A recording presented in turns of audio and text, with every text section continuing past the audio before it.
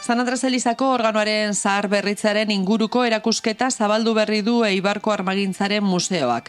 Zahar berritze lanak Sergio del Campo Olaso organogilea egiten ari da 2021 urtetik. Del Campo Olasok kultur ondarearen bitartekaritza programa berritzaile batean lan egiten du musikenerekin batera, eta euren lankidetzari esker antolatu ahal izan da erakusketa. Eibarko udalaren laguntza nabarmena da ere, musikenerekin batera San Andres Elizako Hans Meltzer organoaren zahar berritze prozesuaren inguruko erakusketa hau antolatu du bere inaugurazioaren mendeurrenean.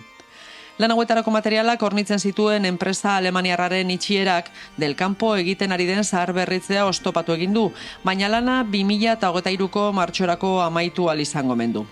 Pues la restauración tiene el punto de mira conservadora, ¿no? O sea, conservar el instrumento tal cual, tal y como fue concebido, y desarmar pues todo lo que es el órgano para sacar, o sea, ir reconstruyendo las piezas que se han ido degradando con el paso del tiempo, y en esa línea estamos.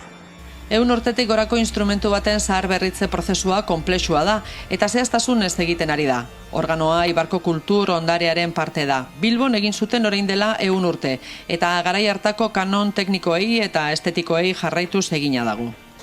Bueno, pues es un órgano que corresponde a su época, construido pues, entre 1920 y el 22.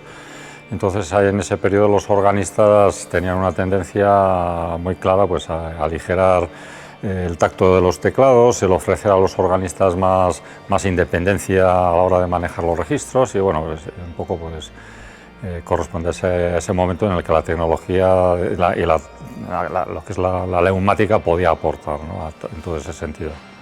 Organoaren zahar berritze tailerra Elizako koruan bertan dago. Organoaren mekanismoaren elementuak higatuz joan dira denboraren poderioz.